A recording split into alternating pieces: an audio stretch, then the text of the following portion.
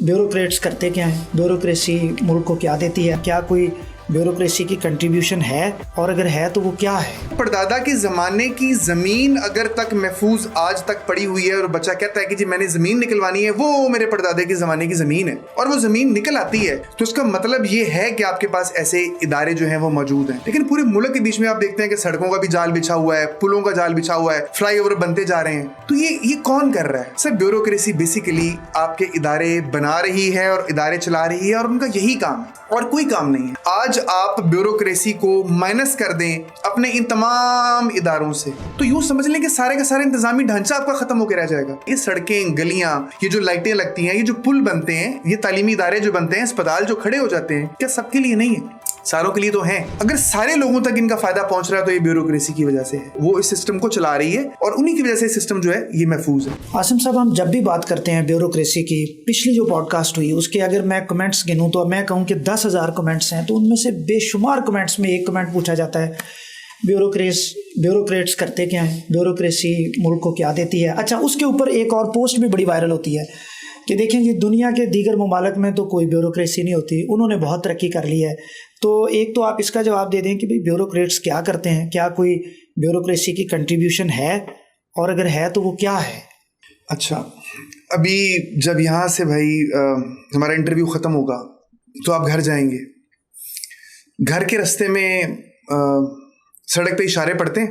बिल्कुल जाहिर है। इशारा ख़राब हो तो क्या होगा? आपको क्या लगता है, टाइम बढ़ जाएगा आपका घर पहुंचने का, या सारी ट्रैफिक जाम सारा दरम भरम सारा दरम भरम? अच्छा, ओके। दूसरे नंबर पे आप यहाँ से जब जाएंगे तो जाहिर है गाड़ी पे आप बैठेंगे, सारा कुछ होगा। अगर आज हम माइनस कर दें ये फीलिंग कि जी आपकी गाड़ी के अंदर कोई बंदा गाड़ी ठोक दे तो वो पकड़ा जाए, ये फीलिंग माइनस कर दें, हम कह दें कि कोई ऐसा इदारा नहीं है जो उसको पकड़े, तो आपको लगता है कि कभी आप इतना मेंटली तौर पर कंफर्ट के साथ गाड़ी चला सक रहे होंगे? मेरा ख्याल है कोलैप्स हो जाएगा सिस्टम पूरा।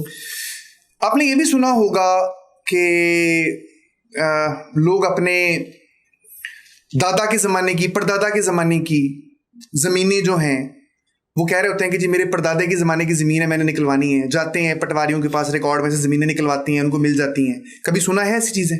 बेशुमार है सर। तो इसका मतलब ये है ना कि कुछ इदारे ऐसे हैं। देखिए, एक ऐसे मुआशरे के बीच में जहाँ पे एक आप अपना मोबाइल सड़क के ऊपर छोड़ दें और फिर देखें 15 मिनट बाद, सड़क तो क्या, ये जिस प्लाजा में हमें वॉशरूम आप जाएं, मोबाइल गायब हो जाएगा। गायब हो जाता है। तो अगर परदादा के ज़माने की ज़मीन अगर तक महफूज आज तक पड़ी हुई है और बच्चा कहता है कि जी मैंने ज़मीन निकलवानी है, वो मेरे परदादे के ज़माने की ज़मीन है और वो ज़मीन निकल आती है, तो इसका मतलब ये है कि आपके पास ऐसे इदारे जो हैं वो मौजूद हैं। इसको मजीद दूसरी तरफ भी देखते हैं ना, हम ट्रिप के ऊपर जाते हैं, हम फैसला करते हैं ट्रिप जाना है जी, कश्मीर जाना है, हमने फलां जगह जाना है, 5 दोस्त बचपन के साथ चलते हैं, तो 2,000 5,000 5,000 उन्होंने इकट्ठा करना होता है और वो खर्च करना होता है। इस पैसे की इकट्ठा करने में और खर्च करने में कुछ 6 दफा लड़ाई होती है सारों की आपस में।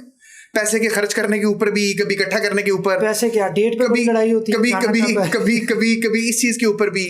लेकिन देखिए ना, एक इदारा आपका ऐसा भी है जो सारे मुल्क से इकट्ठे करता है टैक्सेस को, फिर उसकी स्पेंडिंग के लिए भी पूरा एक मजबूत जो है वो एक निज़ाम बना हुआ है। हमने छोटा सा गुसल खाना घर में बनवाना होता है, उसके बीच में हम कहते हैं यार मिस्त्री नहीं आया, फलां नहीं आया, कभी वो बंदा भाग जाता है, कभी, हालांकि हमने पैसे भी देने होते हैं। लेकिन पूरे मुल्क के बीच में आप देखते हैं कि सड़कों का भी जाल बिछा हुआ है, पुलों का जाल बिछा हुआ है, फ्लाईओवर बनते जा रहे हैं। तो ये कौन कर रहा है? सर, ब्यूरोक्रेसी बेसिकली आपके इदारे बना रही है और इदारे चला रही है और उनका यही काम है और कोई काम नहीं है। आज आप ब्यूरोक्रेसी को माइनस कर दें अपने इन तमाम इदारों से, तो यूं समझ लें कि सारे का सारा इंतजामी ढांचा आपका खत्म होकर रह जाएगा। देखिए, बसीत मुआशरा हम कौन है, कभी आप इसके ऊपर गौर करें तो हम तो वो हैं जो रेडी पे आप अगर सेब लेने के लिए जाए ना, आप अगर यूं करके परे देखें तो जो सेब बेचने वाला है, मैं बड़ी समझ लें कि मैं अफसोस से ये कह रहा हूँ कि उसकी कोशिश होगी कोई पैड़ी सी शक्ल वाला या कोई दाग वाला सेब जो है वो बीच में वो डाल दे या तोलते हुए कोई काम आगे पीछे कर ले। तो ऐसे सारे सिस्टम के बीच में अगर आपका हजारों अरब रुपया जमा होता है, डिस्पर्स होता है, तकसीम होता है, घर घर उसका फायदा पहुंचता है, ये सड़कें, गलियां, ये जो लाइटें लगती हैं, ये जो पुल बनते हैं, ये तालीमी इदारे जो बनते हैं, अस्पताल जो खड़े हो जाते हैं, क्या सबके लिए नहीं है? सारों के लिए तो हैं।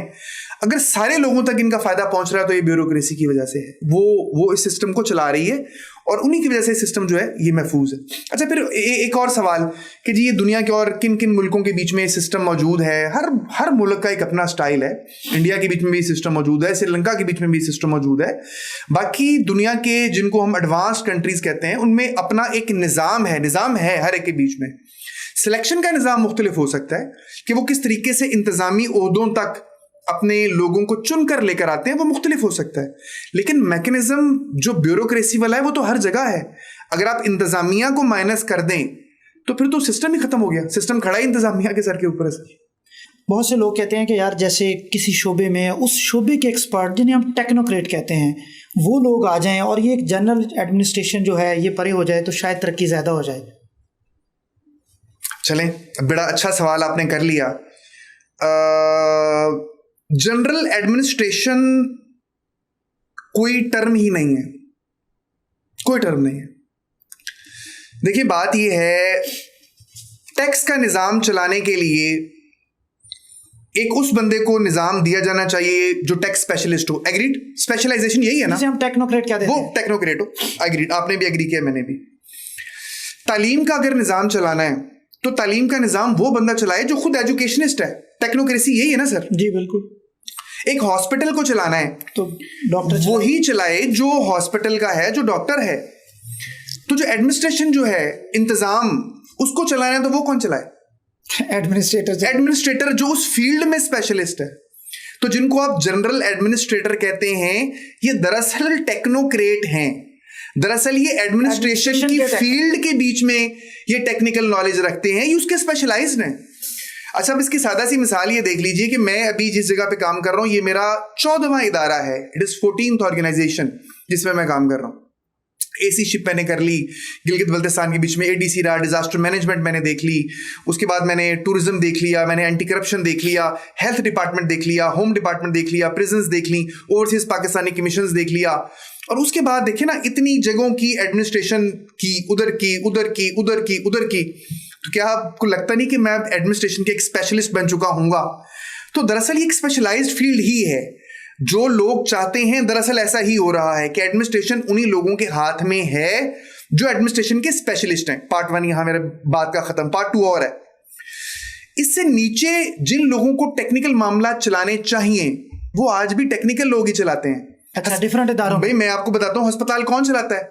एमएस नहीं चलाता, अस्पताल एमएस चलाता है। स्कूल कौन चला रहा है? हेडमास्टर चला रहा है। यूनिवर्सिटीज कौन चलाते हैं? वो एजुकेशनिस्ट चलाते हैं। ठीक है। इरिगेशन का जो उनके जो डीजीज हैं वो कहां से आते हैं? वो वहीं से आते हैं। CNW के जो चीफ इंजीनियर्स हैं ये कौन होते हैं? प्रैक्टिकली जो काम करने वाले वो यही लोग हैं। इन इदारों के साथ जाके जब मुंसलिक होते हैं एडमिनिस्ट्रेटर, तो वो एडमिनिस्ट्रेशन वाला पार्ट अपना कर रहे होते हैं।